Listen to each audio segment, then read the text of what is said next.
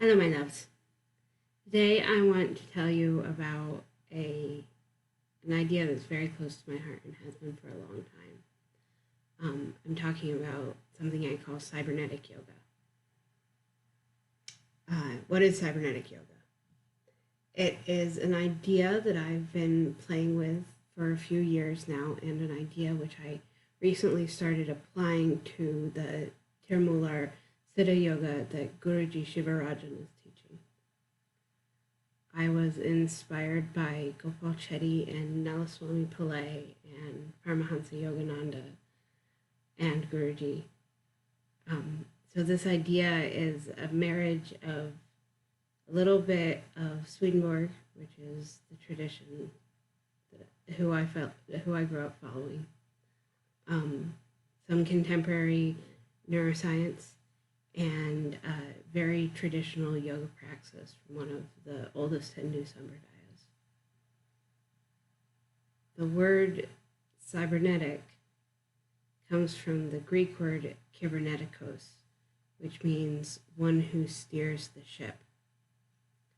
The metaphor being that of a ship's pilot who can skillfully use wheels and ropes, chakras and nadis, to direct the course of the vessel. The ship is the subtle body in which cosmic consciousness is the director. Yoga is the art and science of learning how to sail. Swamiji once told me that the most important and essential part of yoga was the upward motion of energy. This can be equated to the speed of the ship. The condition of its sails and its hull must be maintained with good habits in order for it to make it to its destination. Cybernetics is a term from computer science, which describes the interface between a user and a machine. When I'm speaking into this camera, I'm participating in a cybernetic relationship. A cyborg in popular culture is a biological human with mechanical parts. I want to expand the idea of a mechanism to include language and programming. I want to expand the idea of a user to any point of consciousness. A cyborg, from this perspective, is a being who is both phenomenological and linguistic, part real and part sensory. The human brain is a programmable substrate. We can readily observe this in dozens of experiments on neuroplasticity done over the last few decades. If you put a sighted person in a blindfold and give them a tactile task, it takes less than an hour for the visual cortex to start processing tactile sensory information. This means that the arrangement of the cortex is not inherent, but responsive to sensory stimuli. This isn't about physicalizing yoga. Rather, it's about recognizing the body as a kind of scripture. No one would mistake letter for meaning, such as the relationship between the astral and the physical. Sri Anandamurti called the Nadi channels streams of perceptual energy, which I love. The shape of perception and the shape of heaven exists on the 100 billion petals of the lotus of the brain. Something that Swamiji said that really struck me was that you are born with Brahma's writing on your brain, and when you practice yoga, the writing of Brahma is replaced by the footprints of Shiva. What a beautiful metaphor for neuroplasticity. Causality implies time. I think that it's useful to look at the human brain as a time catcher. Our senses come into our brain through the cranial nerves, and they come in at all different speeds.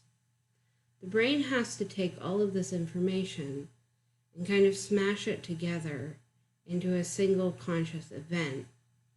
It does that by harmonically self-organizing, but also by organizing itself along a perception of past and future, which is perceptually independent of the external senses.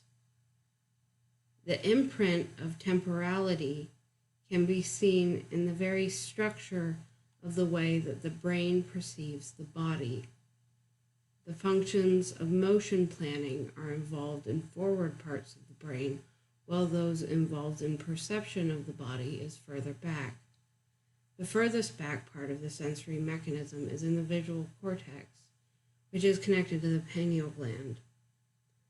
We can conceptualize the perception of internal photistic light as the perception of the back part of the waveform of consciousness placed at Bindu chakra in the visual cortex.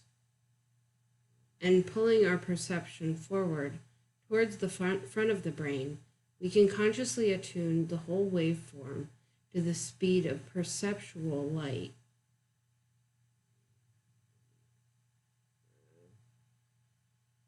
I think that synesthesia, or sense blending, is profoundly important to yoga.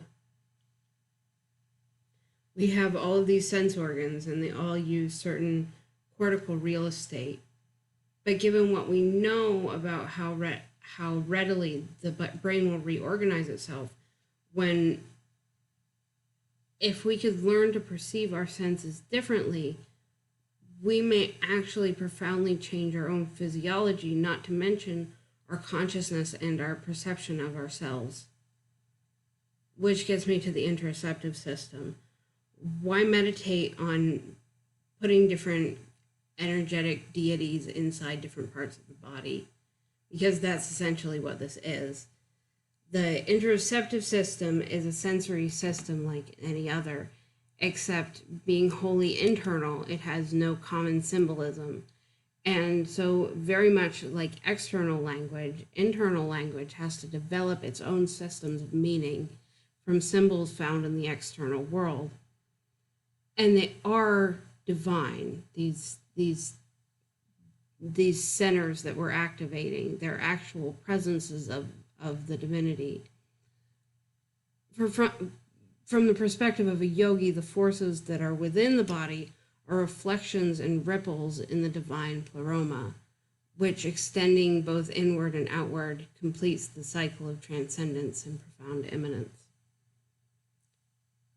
When you move through the chakras, you're activating very specific sensory codes, positions, mantras, and mudras.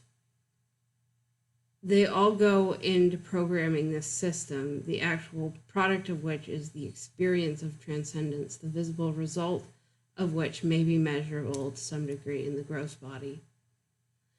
The current consensus in neuroscience seems to be that synesthesia has to do with cortical feedback. So when focused on a given energy center, we consciously activate a series of sensory phenomena to achieve certain results. The spectrum of color within the adaras itself creates an internal organization that allows logical progression up into Vishuddhi chakra, where the senses blend as they enter the brain. The bridge point between the senses has the form of the brain as it perceives itself. The only problem is that the brain isn't on its own map. It has no nerve ending, so it is not represented in the somatosensory cortex.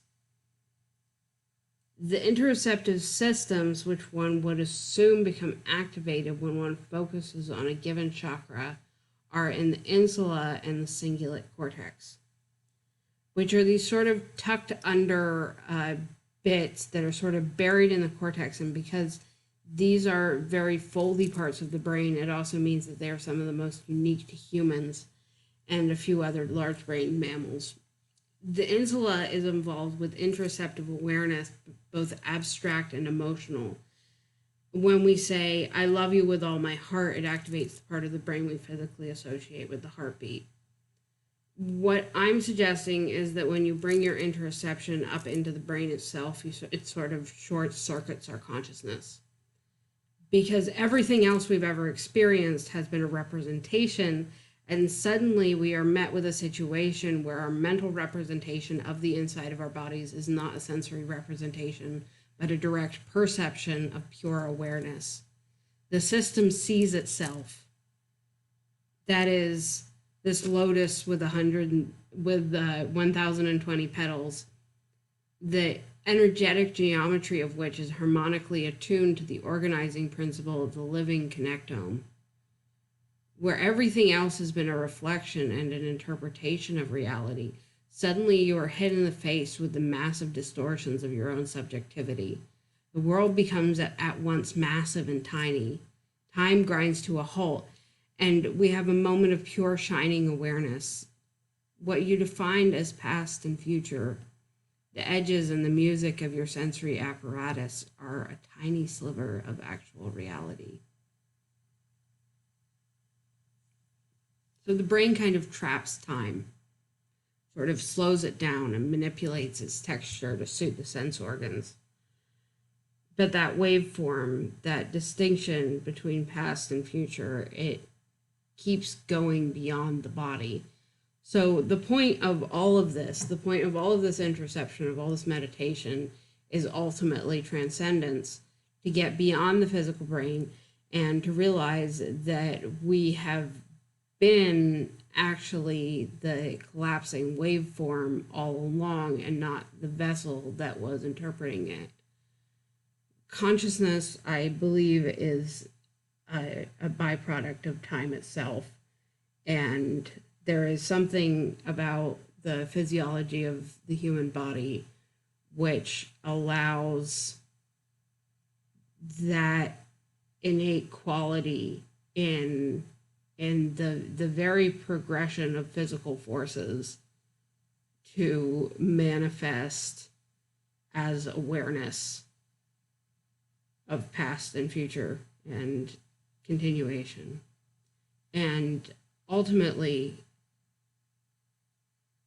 that forward motion of entropic progression dissolves even itself.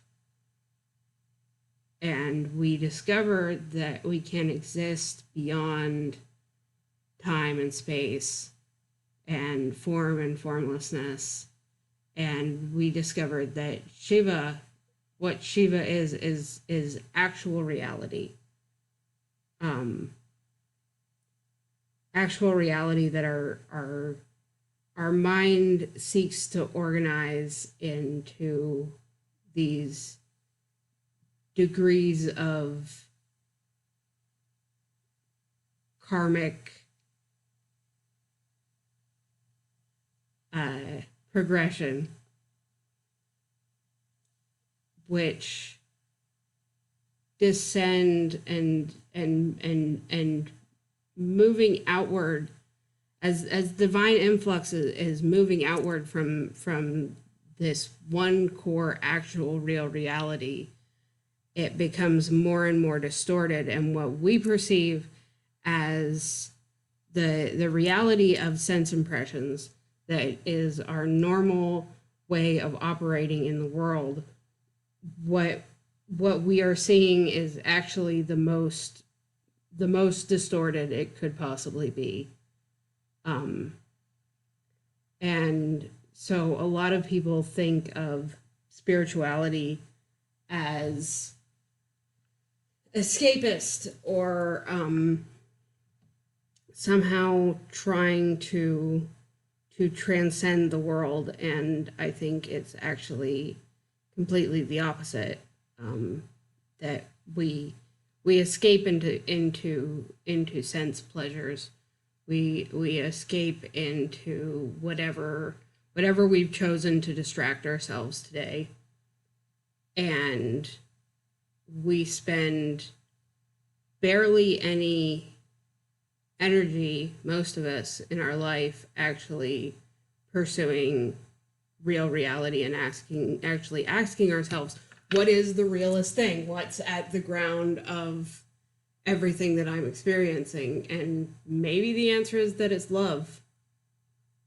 So that's the question that you got to ask yourself. It's not, is God real, but what is the realest thing? And you call that God. So yoga is the process of liberating yourself from things that aren't the realest thing, of learning to change how you define yourself. And in my personal theology, and in THIRUMOOLAR's theology, and in Emanuel Swedenborg's theology, the realest thing is love. And love is expressed through humanity. So that gives you a pretty balanced way of approaching life, is to constantly be reorienting yourself towards love. The goal is mukti, is agency, is freedom, and that is learning how to steer the ship. So may we all steer our ships with love. I highly recommend Sivayogi Sivarajan as a teacher. And Om Namah Shivaya, Om Shivaya Namaha.